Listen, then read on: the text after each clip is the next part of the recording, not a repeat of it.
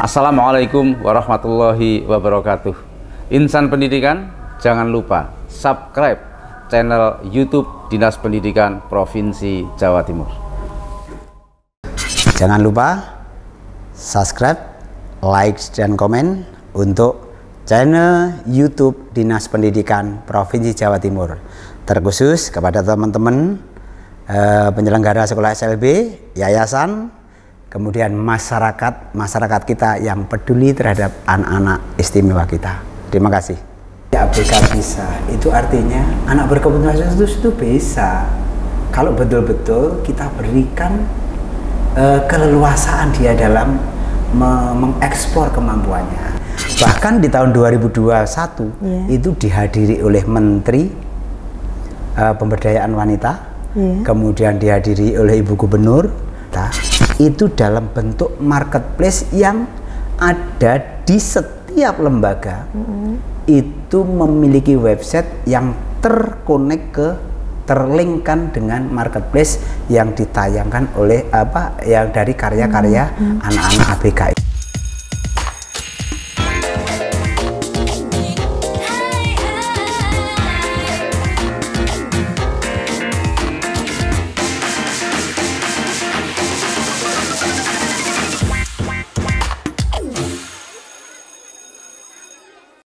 Halo Insan Pendidikan, kembali bertemu pada program Sapa Insan Pendidikan episode ketiga.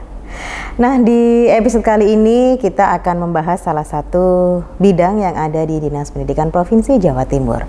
Insan Pendidikan semenjak disahkan dan juga diimplementasikannya Undang-Undang Nomor 23 Tahun 2014 tentang pemerintahan daerah, otomatis juga kewenangan atau tanggung jawab pada masing-masing pemerintah daerah berubah. Contohnya untuk pemerintah di tingkat provinsi mempunyai tanggung jawab pada satuan pendidikan jenjang SMA, SMK, dan juga SLB negeri swasta. Nah, di episode 3 kali ini kita akan membahas salah satu bidang yang menjadi tanggung jawab Dinas Pendidikan, dalam hal ini Dinas Pendidikan Provinsi Jawa Timur, adalah bidang PK-PLK. Nah, di episode 3 kali ini sudah hadir bersama kita semuanya narasumber yang merupakan Kepala Bidang Pembinaan PK-PLK Bapak Dr. Suhartono MPD. Saya akan menyapa terlebih dahulu ya Insan Pendidikan. Selamat siang Bapak. Halo siang, Pak. Bisa menyapa terlebih dahulu untuk Insan Pendidikan?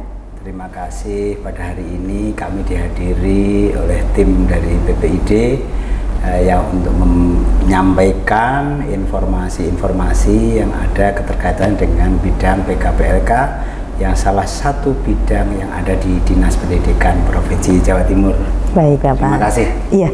Nah, Insan Pendidikan tentu saja untuk SLB ini atau bidang PK-PLK banyak Insan Pendidikan yang bisa jadi tidak tahu apa sih itu bidang PK-PLK. Saya akan menanyakan kepada Pak Suhartono, Bapak, bidang PK-PLK itu apa Pak?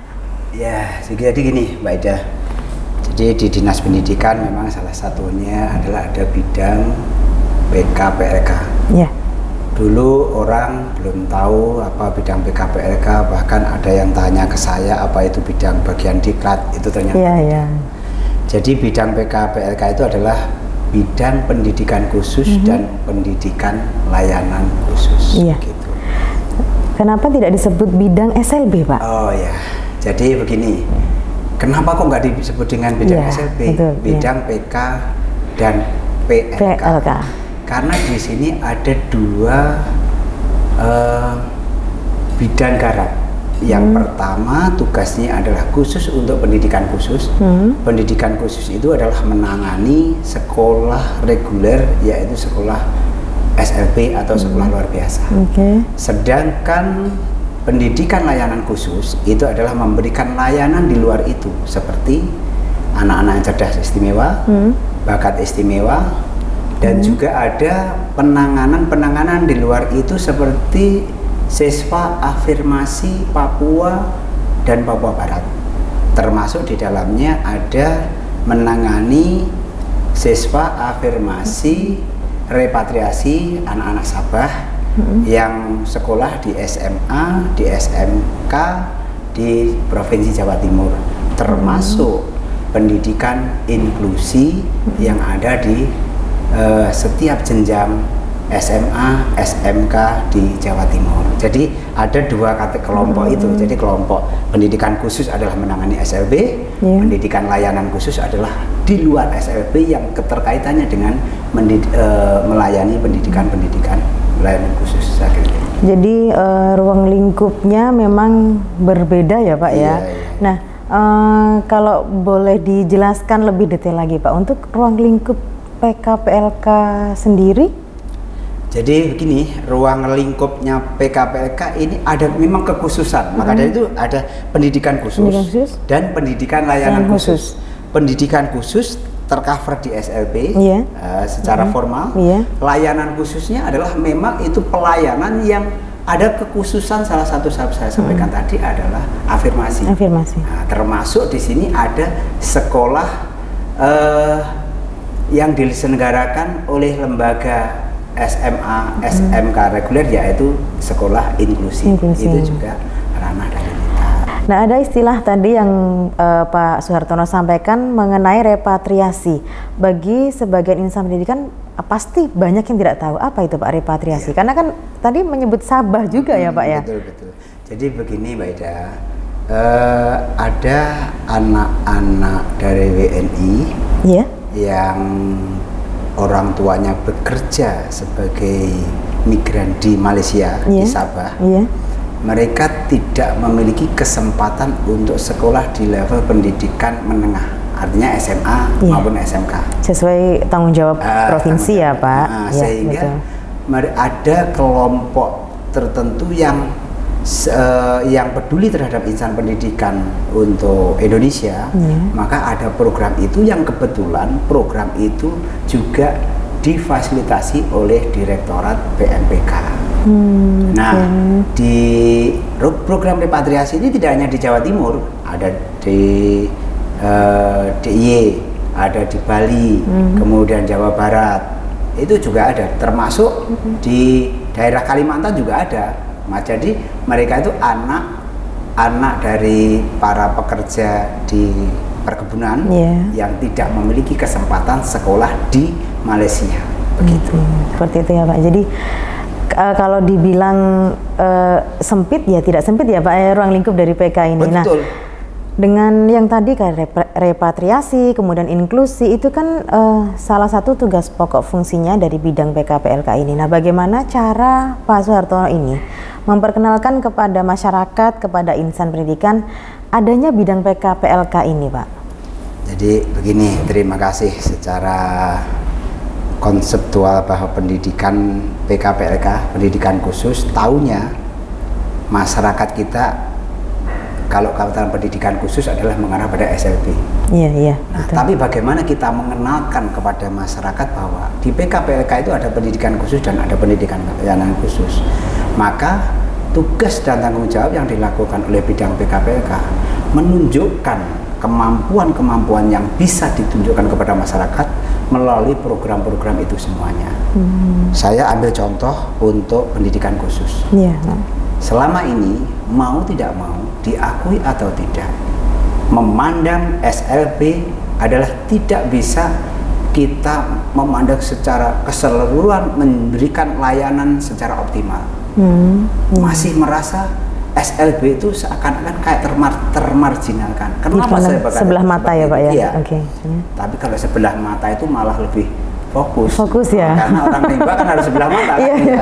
Tapi enggak sebelah mata. Tapi memang agak termarginalkan. Mau tidak mau kita akui itu. Dibuktikan aja sekarang tahun 2020 data anak berkebutuhan khusus yang ada di Jawa Timur yang mengikuti pendidikan formal itu hanya di bawah 50%. Jadi 55,3% itu tidak mengenyang pendidikan formal atau SLB. Karena apa? Karena mungkin masyarakat salah satunya adalah belum percaya terhadap pengelolaan SLB. Juga masyarakat masih ada rasa malu apabila memiliki anak-anak yang atau memiliki keluarga yang memiliki keterbatasan itu. Nah, inilah yang kita tunjukkan kepada masyarakat di program di bidang PKPLK ini. kami menawarkan untuk layanan pada anak-anak SLB dengan program vokasi istimewa. Program vokasi istimewa. Menarik lagi ya Pak, ini setelah tadi ada repatriasi, inklusi, sekarang ada program vokasi istimewa. Bisa dijelaskan lagi Pak, program vokasi istimewa itu gambarannya seperti apa? Terima kasih Mbak Ida. Jadi begini, sebenarnya kalau dari dulu untuk memberikan layanan kepada anak-anak SLB itu lebih mengarah kepada keterampilan daripada akademik. Itu dari dulu. Namun belum ada sesuatu program yang betul-betul nyata yang diberikan kepada anak-anak itu terhadap hasil kedepannya bagaimana. Nah, program vokasi istimewa ini kami mengadop bahwa vokasi istimewa karena anak-anak SLB itu memiliki keistimewaan, maka vokasi yang kami maksudkan ada sebuah keterampilan yang akan diberikan kepada anak-anak kita, anak-anak SLB sesuai dengan keterampilan, sesuai dengan kompetensi yang dimiliki, yang kita lihat sejak mereka masuk di bangku TKLB, SDLB, kita lanjut ke SMPLB sampai ke SMA. Gitu. Oh, seperti itu. Jadi programnya sudah terarah ya Pak ya. Kita arahkan itu. Oke, terus kemudian dicetuskan program vokasi ini karena apa Pak? Ya, begini. Program vokasi istimewa ini tercetus karena ada kepedulian kita. Selama ini masyarakat masih memandang SLB yang bahwa itu hanya merupakan apa istilahnya untuk memenuhi kebutuhan saja. Nah, ini kita tunjukkan bahwa anak-anak yang memiliki keterampilan itu bisa kita kembangkan. Begitu kita kembangkan, ternyata dengan program vokasi istimewa itu, anak-anak yang semula dia tidak konsen terhadap sebuah keterampilan yang dimiliki, dia akan bisa berkarya. Dia bisa menghasilkan dari hasil yang dia lakukan atas bimbingan Bapak Ibu guru di masing-masing lembaga. Tahun 2020 program ini kita launching. Tahun 2022 ini nampak sekali bahwa perubahan-perubahan yang dihadapi dengan program vokasi istimewa itu luar biasa. Artinya siswa-siswa berkebutuhan khusus ya Pak, ini sudah mulai menampakkan prestasinya. Betul. Nah, boleh disebutkan Pak, agak pamer dikit nih prestasinya apa setelah ada vokasi istimewa ini, siswa yang berkebutuhan khusus itu prestasinya apa saja Pak? Agak pamer dikit ya. Iya. Jadi biar insan pendidikan ini tahu tidak yang termarginalkan tadi ya Pak ya. Jadi tahu lah. Nanti nggak termarginalkan. Dan memang betul dipandang sebelah mata, artinya concern. Sekarang concernnya ke yang prestasi. Iya. Jadi gini, semenjak program itu digulirkan, saya lihat di bidang seni dulu ya. Karena vokasi istimewa itu juga mengarah di bidang seni juga. Tahun 2020 yang selama ini kita tidak pernah menjadi juara umum dalam festival lomba seni siswa nasional anak berkebutuhan khusus, kita tahun 2020 menjabat juara umum. Wih, luar biasa. Tepuk tangan lah Pak ya. Walaupun cuma 2 orang tepuk tangan ya Pak ya. 2 orang, tapi pemirsa kan juga kan di sana juga pasti bangga. Gitu. Jadi itu. Kemudian di tahun berikutnya kita yang namanya lomba kompetensi keterampilan nasional kecantikan itu setiap tahun kita bisa memperoleh peringkat 1 di nasional. Tahun ini kebetulan yang peringkat 1-nya adalah MTQ seni grafis juara 2 tingkat nasional untuk tahun ini. Artinya apa? Artinya anak-anak kita prestasinya semakin luar biasa dengan program-program vokasi istimewa karena kita fasilitasi.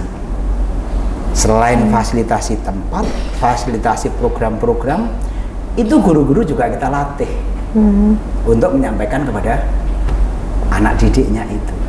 Dan tiap tahun memang kita ada rutin untuk seleksi festival lomba seni siswa maupun lomba keterampilan siswa tingkat nasional. Gitu. Seperti itu. Tadi saya agak tergelitik ini nih Pak, ada apa ya, ABK bisa PKLK istimewa, mandiri tanpa diskriminasi. Mungkin bisa. Keren ya? Iya. Iya. Jadi gini, maka saya kadang kenapa ini tidak hanya slogan. Jadi ABK bisa, itu artinya anak berkebutuhan khusus itu bisa. Kalau betul-betul kita berikan keleluasaan dia dalam mengeksplor kemampuannya, dia bisa. Nyatanya apa? Prestasi-prestasi yang luar biasa. Bahkan ini juga ada yang sampai tingkat internasional untuk ini lomba merias wajah sendiri, membuat dia ditata busana, luar biasa karya-karyanya. Bisa mereka. Kemudian PKLK istimewanya apa? Bahwa itu bukan sebuah keterbatasan, ternyata itu sebuah keistimewaan yang bisa menghasilkan suatu prestasi. Nah, ini istimewanya pendidikan khusus dan layanan khusus yang selama ini dipandang bahwa ini tidak bisa kita buat untuk maju, ternyata bisa. Ini istimewanya.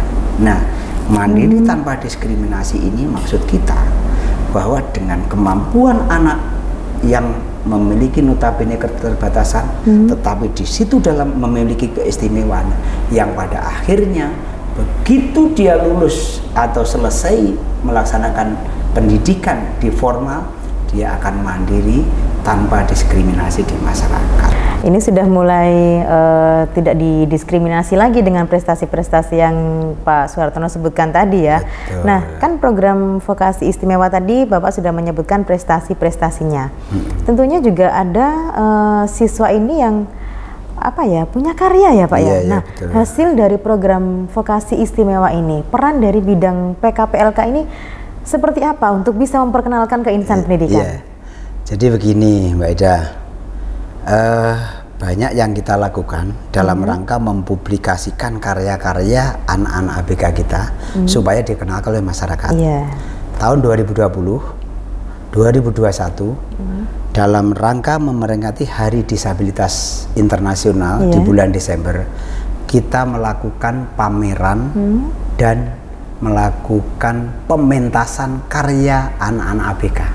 Bahkan di tahun 2021 itu dihadiri oleh Menteri Pemberdayaan Wanita, kemudian dihadiri oleh Ibu Gubernur, dihadiri oleh Direktur, Kepala Pusat, dan Wali Kota Batu juga, termasuk OPD Jawa Timur, termasuk undang-undangan yang lain. Suatu kebanggaan. Ini suatu kebanggaan yang luar biasa, dan bagi saya itu ada sebuah prestasi bahwa kita bisa menunjukkan kepada masyarakat bahwa anak-anak ABK ternyata bisa berkarya, bisa menampilkan sebuah karyanya.